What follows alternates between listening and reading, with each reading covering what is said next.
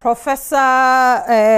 Kofi Agyekum ene yamane boni akua echa oyi akwan edi nkomo eguso agina de ntia ewosa Akan kasa na atwi kasa no etimi edi akotene ewo yenwomasuo mu emu ensemni bi soin ananka kofo hwese ade na Ghana yama abrofo kasa na ye didi dwuman a chese wonte brofo ana se wonim nyansa kra asabe na tinka yen hwehwe se yenya de kasa no baako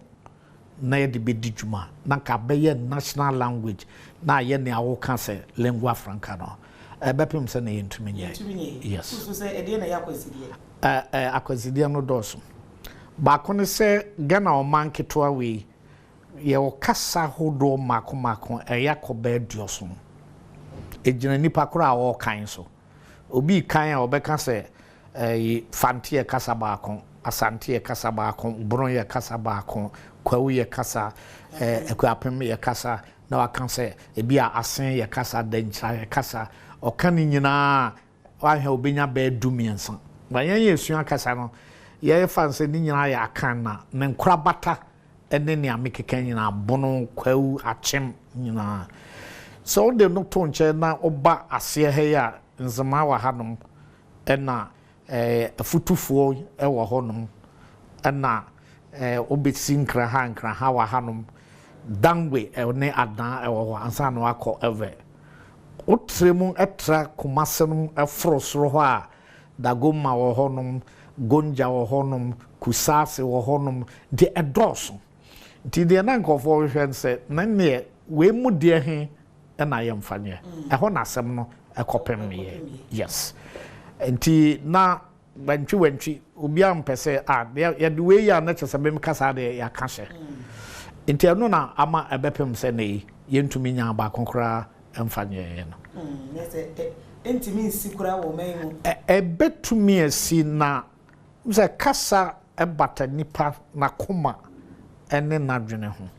ti ono obi kasa wo kana wan hweye kakra bi na wakokane ma bi a ebetwi no iti media miminim se mefre baby plateau approach se uhwe nsuo gu table so a na obi na ekire nsuo no ba bi e se fa eno a ne hu se metren fa ha ye se enkofa ntokwa no yaman kasa ni nyina mbom nyini sa na bible kra no twabre no dura na ebehunu ndi omu di kasa ni nyina mbom nyini na obia kasa opese osua kan de ho no onsua ebedru ba bi no kasa no baako be yi no ho adi a nipa dodo no a etumika ehwe se free be se duonum eba ewachire kakra de na ochire twito wa obitimi fa wo kenkan ene yi ochire twito wa kenkan no eden edi entina abanesa aye nema ahodo bebre de dika no eye opepa ye de koye kasam ene adwena ebata ho awfo bebre ejise ehun hia so mbekere omma omo akrom kasa say ye twi say ye nkran say ye de omujise se obatumi ka brofo a na chese wo wani abue wapo wadura chiri wonte se sabe ye nkrasefo no enti se ode twi ne brofo to ode nkran ne brofo to ode krobo ana adan na eve to ho se omunyim bia awfo no ombefa brofo enti ama akoba se nipa bebre mfo ma dwene nko ye kasa no na ne areho mu se onipa bia o kasa ene wa mamre ene wa dwene ekwan ofa so dwene no isai to untumi nte wa mamre emfiri o kasa ho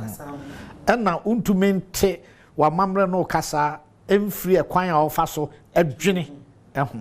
nkofo nim ne sa enti nkofo bebre dwene se o tebrofo eno ano no na ya yira ya mamre na obi anso a wo wiase a woni amamre woni ukasa ene ofiri henefa to bi bisa wa se o ye die ne o so me ya bunu ni o te bunu da bi na ye